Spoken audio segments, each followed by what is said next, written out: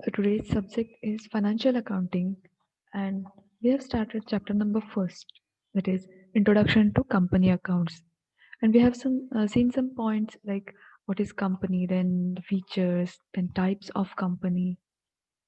See, now we will see the distinction between private company and public company. We have seen some points like incorporation, maximum numbers, then issue of prospectus. Now we will see the restrictions on directors. पण private and public company या दोघांमधला जो difference आहे तो बघणार आहोत. आपण first 5 points जे होते ते आपले कंप्लीट झालेले आहेत लास्ट लेक्चरला. नाव we will see point number 6, restriction on directors. Directorship of 20 companies, then directorship of in public company, directorship of 10 companies. आता जे डायरेक्टर्स आहेत किंवा जे डिरेक्टर्स आहेत त्यांच्यावर काही रिस्ट्रिक्शन्स आहेत की ते प्रायव्हेट कंपनी च्या बाबतीतलं जर आपण बघितलं तर इथे एखादा जो डायरेक्टर आहे तो डायरेक्टरशिप किती कंपनीजचं करू शकतो तर 20 companies. What about public company? जर ती पब्लिक कंपनी असेल तर तो डायरेक्टर जो आहे तो किती कंपनीजची डिरेक्टरशिप करू शकतो तर 10 कंपनीज. नेक्स्ट पॉइंट आहे next point is quorum. Quorum means minimum number of members in meeting. म्हणजे जेव्हा कंपनीची मीटिंग असेल त्यासाठी कोरम किती हवा means minimum number of members. So in private company 2 members constitute quorum.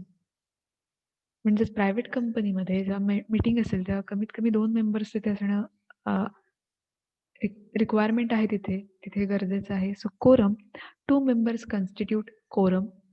And in public company 5 members constitute quorum. So minimum 5 members are required in public company.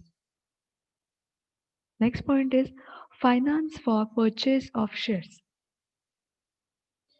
See, private company can provide finance for the purchase of shares, and then in public company, what about public company? Public company cannot provide finance. Private company जी आहे ही finance provide करते, whereas public company जी आहे ही finance provide करत नाही. Next point is deposits. Private company can accept the deposits from members. Private company जी आहे ही डिपॉझिट्स ॲक्सेप्ट करते, पण ती कोणाकडून फक्त ॲक्सेप्ट करते? It accept deposit from its members. Private company त्या कंपनीचे जे कोणी मेंबर्स आहेत त्या मेंबर्सकडून डिपॉझिट्स जे आहेत ते ॲक्सेप्ट करते. In public company can accept the deposits from public. Public company जी आहे हिच्यावर कोणतेही रिस्ट्रिक्शन्स नाही आहेत. It can accept the deposit from public.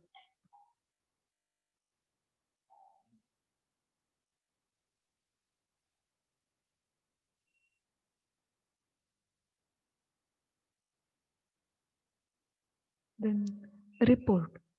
In private company, need not to prepare report on each annual general meeting. Private कंपनीला इथे काही compulsion नाही आहे किंवा इथे काही रिक्वायरमेंट नाही आहे. So they need not to prepare report on each annual general meeting. प्रत्येक कंपनीची एक ॲन्युअल जनरल मीटिंग होते. ॲन्युअल जनरल मीटिंग मीन्स त्या वर्षात एक अशी शेवटची मीटिंग असते की ज्यामध्ये सगळे ॲन्युअल जनरल मीटिंग ज्यामध्ये वर्षभरातले सगळे जे ट्रान्झॅक्शन्स आहेत किंवा ज्या काही सगळ्या गोष्टी आहेत त्या सगळ्या ॲन्युअल जनरल मीटिंगमध्ये ठरवल्या जातात, केल्या जातात आणि त्याचा एक रिपोर्ट बनवावा लागतो. But in private company need not to prepare report on annual general meeting. Private कंपनीमध्ये रिपोर्ट प्रिपेअर करण्याचं काही कंपल्शन नाही आहे. So need not to prepare report. In public company has to prepare reports on each general meeting. आता public कंपनीमध्ये प्रत्येक जी general meeting आहे तिचा प्रत्येकाचा रिपोर्ट जो आहे हा प्रिपेअर करावाच लागतो. प्रायव्हेट कंपनीमध्ये ते कंपल्शन नाही आहे, बट पब्लिक कंपनीमध्ये हा जो रिपोर्ट आहे हा प्रिपेअर करावा लागतो. Next point is independent director. In private company, need not to appoint independent directors. Private कंपनीमध्ये जे इंडिपेंडंट डिरेक्टर्स आहेत यांची अपॉइंटमेंट करणं तेवढंसं कंपल्शन नाहीये. So need not to prepare independent directors. In public company must have independent directors. पण public कंपनीमध्ये हे जे इंडिपेंडंट डिरेक्टर्स आहेत हे अपॉइंट करावेच लागतात. So must have independent directors in public company.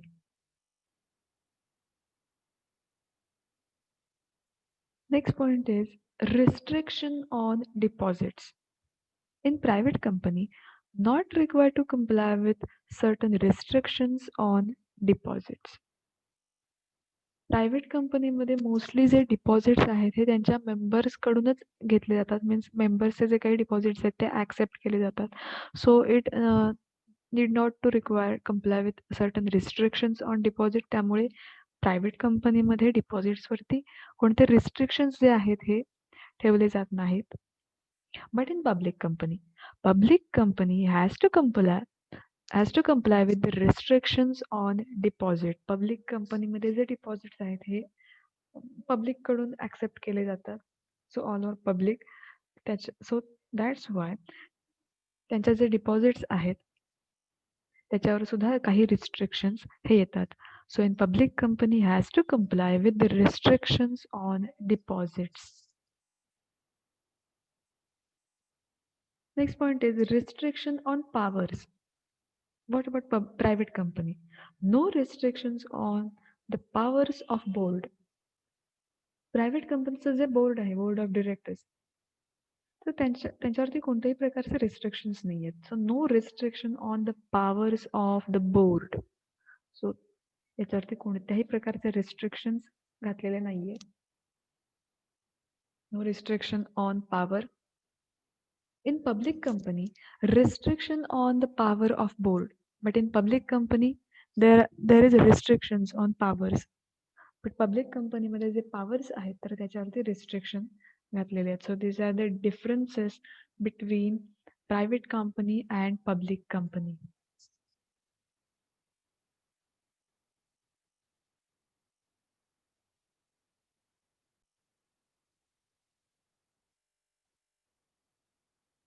So our next point is share capital. Share capital of company is divided into shares of equal amount. The maximum amount of share capital is mentioned in Memorandum of Association. See इथे M-A जे केलेलं आहे, this is the Memorandum of Association of Company.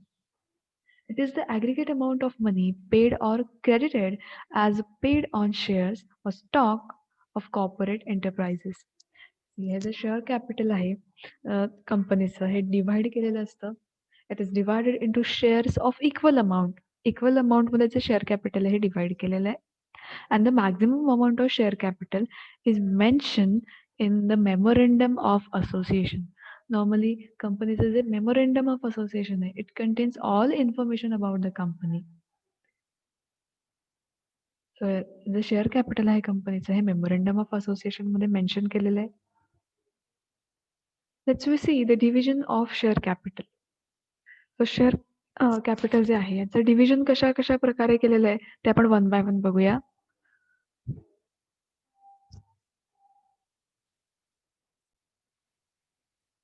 First is authorized capital. It is the share capital mentioned in the Memorandum of Association of Company. It is called as authorized capital or nominal capital or registered capital. Section 2 subsection 8 says that it is the capital as it is authorized by MA, that is Memorandum of Association, to be the maximum capital. See, first type आहे यातला authorized capital. See, it is also known as a nominal capital and registered capital. It is mentioned in Memorandum of Association. याला nominal capital किंवा registered capital आपण म्हणू शकतो. त्याचप्रमाणे हे जे अथॉराइज कॅपिटल आहे हे मेमोरंडम ऑफ असोसिएशन मध्ये मेन्शन केलेलं आहे.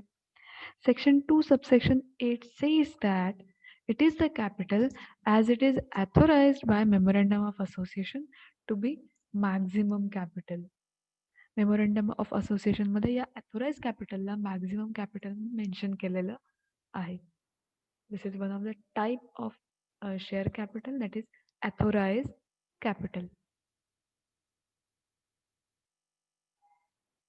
Next is issued capital. It is that part of authorized capital which is actually issued by the company. आता कंपनीचं जे अथोराइज कॅपिटल आहे त्यातला इशूड कॅपिटल मीन्स असा एक पार्ट आहे which is actually issued by company, जे ॲक्च्युअली कंपनीने इश्यू केलेलं आहे. It is the issued capital. So it is that part of authorise capital. Authorise capital means the maximum capital, जे कंपनीचं maximum capital आहे आणि ते मेमोरंडम ऑफ असोसिएशनमध्ये मेन्शन केलेलं आहे. मग इशूड कॅपिटल हा अथोराइज कॅपिटलचा एक पार्ट आहे की जे कंपनीने ॲक्च्युअली इश्यू केलेलं आहे.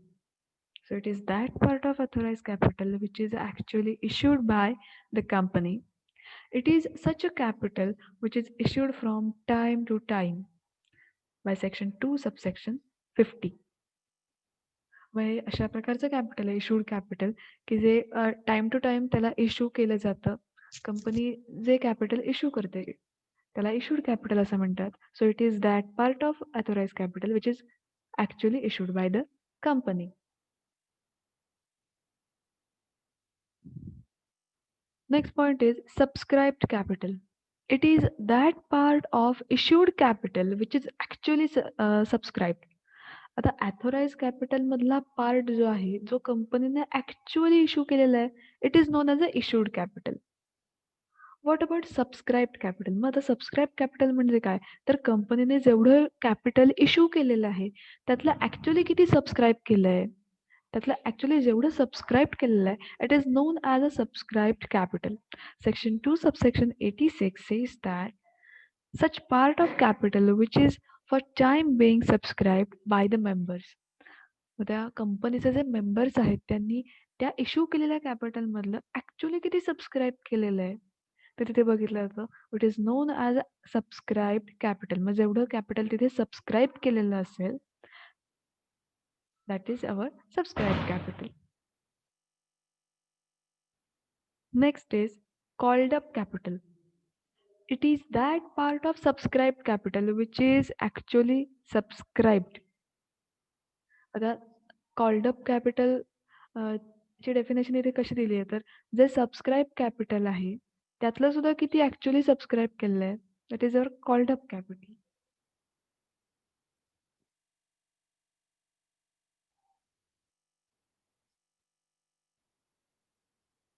सो हे होते division of share capital. First point authorise capital means it is the share capital which is mention in memorandum of association. हे जे शेअर कॅपिटल आहे मेमोरंडम ऑफ असोसिएशन मध्ये मेन्शन केलेलं आहे. Issued capital is the part of authorized, it is that part of authorized capital which is actually issued by company. Issue capital म्हणजे काय की जे अथोराइज कॅपिटल मधला असा पार्ट की जो कंपनीने ऍक्च्युअली इश्यू करून टाकलेला आहे. देन सबस्क्राईब कॅपिटल, कंपनीने जेवढा पार्ट इश्यू केलेला आहे त्यातला ऍक्च्युअली किती सबस्क्राईब करून झालाय which is subscribe capital. And called up, जेवढं कॅपिटल सबस्क्राईब केलेलं आहे त्यातलं किती कॅपिटल कॉल्ड अप आहे, किती ऍक्च्युअली सबस्क्राईब्ड आहे which is called up capital. So हे टप्प्याटप्प्याने लक्षात घ्या. Authorise capital, then issue capital, next subscribe capital and then called up capital.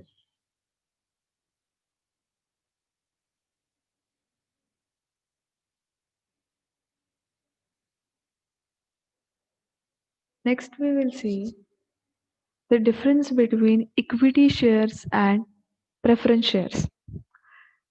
See, shares मध्ये सुद्धा types आहेत दोन, equity shares and preference shares. Let's we see the difference between equity shares and preference shares.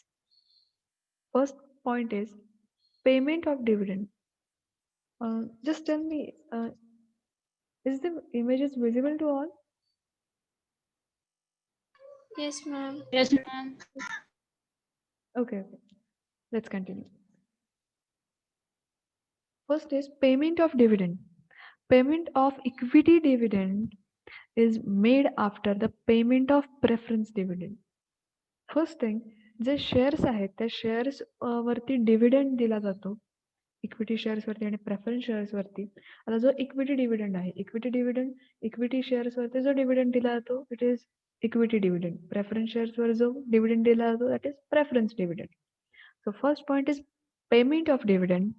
Payment of equity dividend is made after payment of preference dividend. See, first preference जो आहे हा preference शेअर्सना दिला जातो. So जेव्हा preference शेअर्सचा preference dividend paid केला जाईल then they will pay to equity share holders. First preference shares होल्डर्सना त्यांचा जो डिव्हिडंड आहे हा दिला जातो अँड देन इक्विटी शेअर होल्डर्सना जो इक्विटी डिव्हिडंड आहे हा पेड केला जातो. That's why the payment of equity dividend is made after the payment of preference dividend. What about preference shares? Preference dividend is paid before the equity dividend.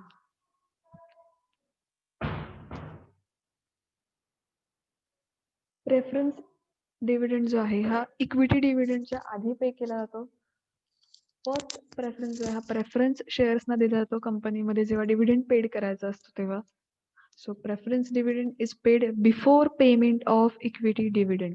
Equity डिव्हिडंडचं payment करण्याच्या आधी preference dividend हा paid केला जातो. Next is repayment. Repayment of equity capital is made after repayment of preference capital. आता repayment जे आहे equity कॅपिटलचं हे केव्हा केलं जातं? After payment of preference capital. First जो प्रेफरन्स आहे हा प्रेफरन्स कॅपिटलला दिला जातो. दॅट्स वाय प्रेफरन्स कॅपिटलचं रिपेमेंट झाल्यानंतर इक्विटी कॅपिटलला रिपेमेंट हे केलं जातं. What about preference shares? Repayment of preference capital is made before repayment of equity capital. First preference नेहमी प्रेफरन्स शेअर्सना दिला जातो. सो प्रेफरन्स कॅपिटलचं जे रिपेमेंट आहे हे इक्विटी कॅपिटलच्या आधी केलं जातं आणि इक्विटी कॅपिटल याचं जे रिपेमेंट आहे हे प्रेफरन्स कॅपिटलच्या नंतर केलं जातं. Next is rate of dividend. Rate of dividend is depends on the availability of profit. What about equity shares?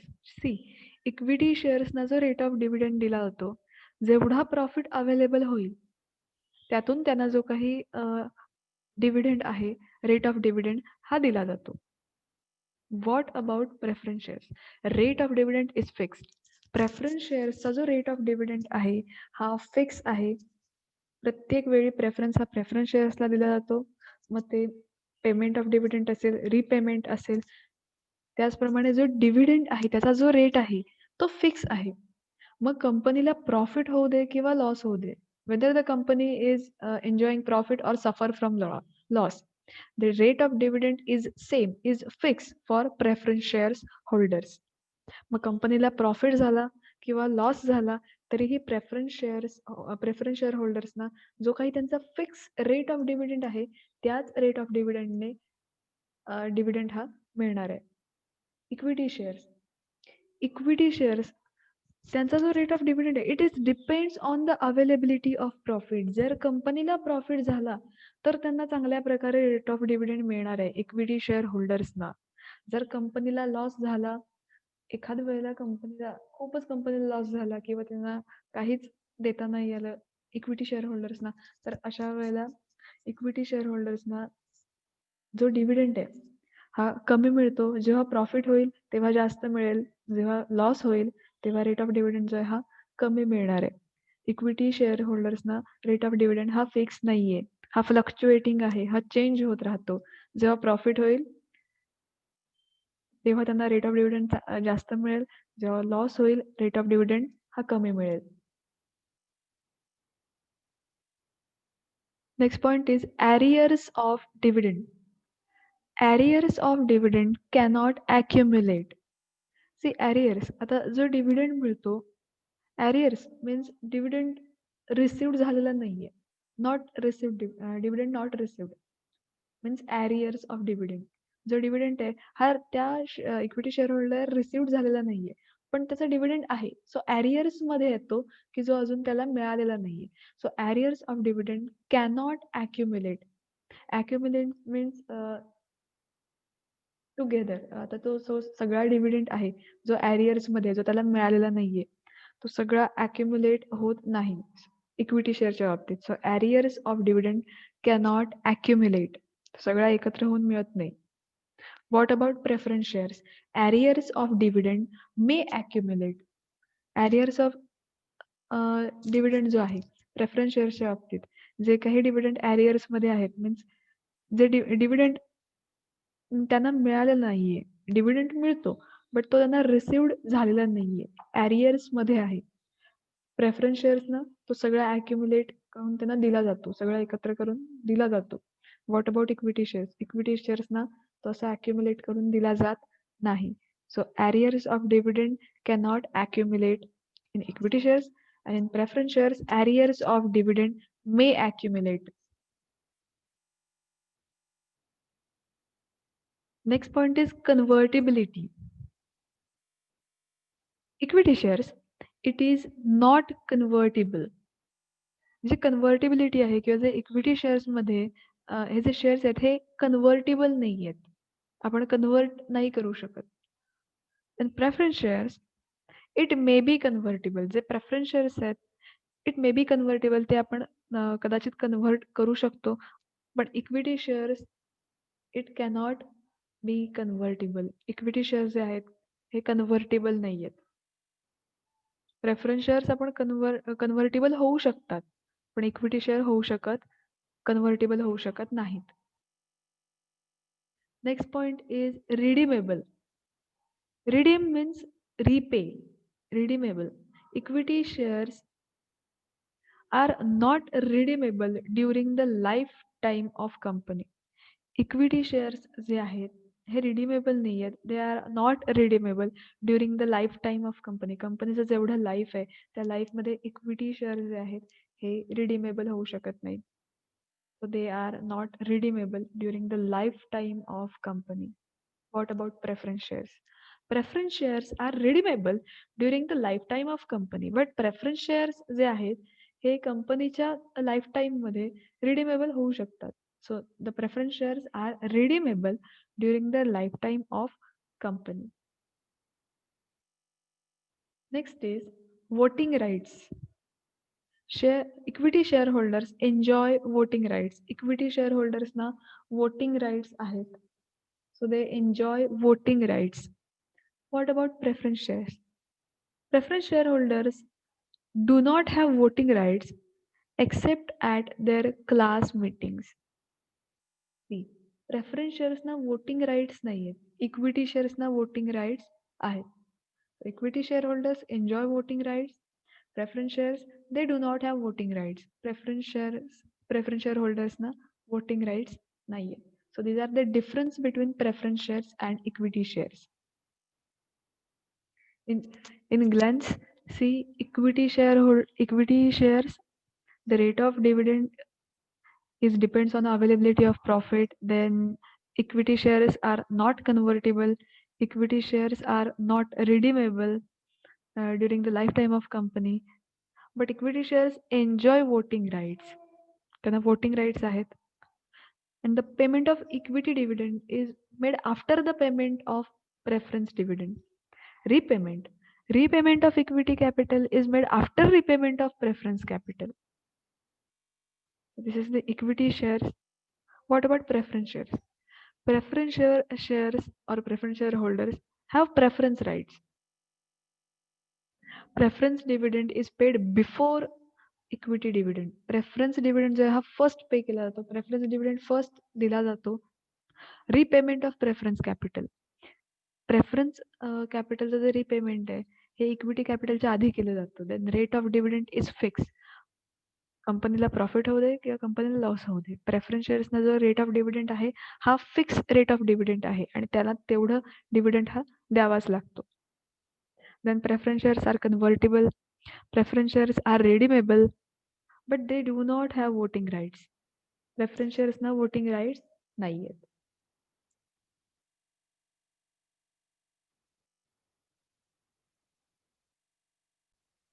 Next point is debentures. Section 2, subsection 30 of the Act defines debenture as a debenture includes debenture stock, bonds, or any other instrument of company evidencing a debt, whether constituting a charge on the asset of company or not. See, debenture it is one of the type of loan म्हणजे हे एक प्रकारचं loan सुद्धा आपण म्हणू शकतो because debenture ही आपली डेप्ट आहे. It includes the debenture stock, then bonds or any other instrument of company evidencing a debt. Debenture is the document issued by company which either creates a debt or acknowledge it. आता हे debenture जे आहे it is a document, हे कंपनीने issue केलेलं document आहे which either creates a डेप्ट, मग हे डेप्ट क्रिएट करतं किंवा it acknowledges it. A debenture is thus an instrument which public money is made available to company. मग डिबेंचर यामुळे काय होतं तर पब्लिक मनी जो आहे हा कंपनीसाठी अवेलेबल होऊन जातो. कंपनीला फायनान्स रेज करण्यासाठी हे डिबेंचर जे आहे हे हेल्प डिबेंचर्सची हेल्प होते. So a debenture is made and debenture is the instrument which public money is made available to company. When debenture is issued in one mass, it called debenture stock. A bond is a debt instrument issued for the period of more than 1 year with purpose for raise money by borrowings. आता debenture stock आणि bonds असे 2 point इथे आहेत. Debenture stock means when the debenture is issued in one mass, जेव्हा एकाच वेळेला one mass means एकाच वेळेला हा इश्यू केला जातोय, it is called debenture stock. Then bond is a डेप्ट instrument which is for period more than 1 year. 1 वर्षापेक्षा जास्त पिरियडसाठी हे जे डेप्ट इन्स्ट्रुमेंट आहे हे इश्यू केलं जातं with the purpose of raising money by borrowings. हे मनी रेज करण्यासाठी बाय बॉरोइंग्स थ्रू इथे मनी रेज केला जातो आणि याचा जो टाइम पिरियड आहे it is more than 1 year. So this instrument is known as a bond.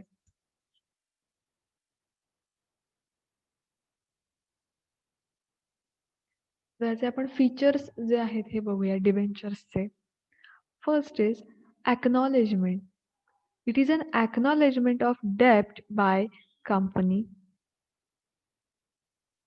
Next is it is certificate. It is a certificate issued by company under its common seal.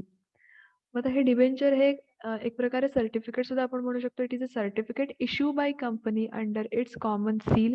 कंपनीचं जे common seal आहे त्याच्या under हे issue केलेलं certificate म्हणू शकतो किंवा it is an acknowledgement of डेप्ट by company.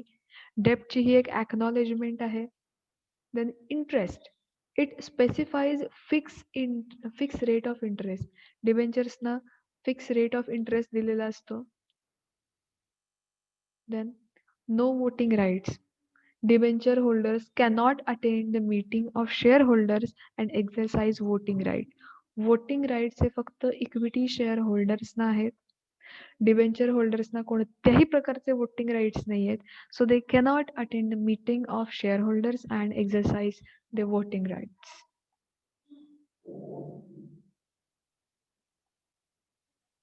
Then refundable. See, debenture it is a loan capital and hence refundable after a certain period. आता debenture means it is a loan capital, हे एक प्रकारचं लोनच आहे. And hence it is refundable, आपण हे refund करू शकतो after a certain period. Because loan हे कसं असतं तर एक सर्टन पिरियडसाठी असतं. आपण काही मनी जो आहे हा बॉरो केलेला असतो एक सर्टन पिरियडसाठी and then we refund it. आपण त्याला रिफंड करतो, आपण जे लोन घेतलं ह्याची Hello, परतफेड madam. करतो. येस.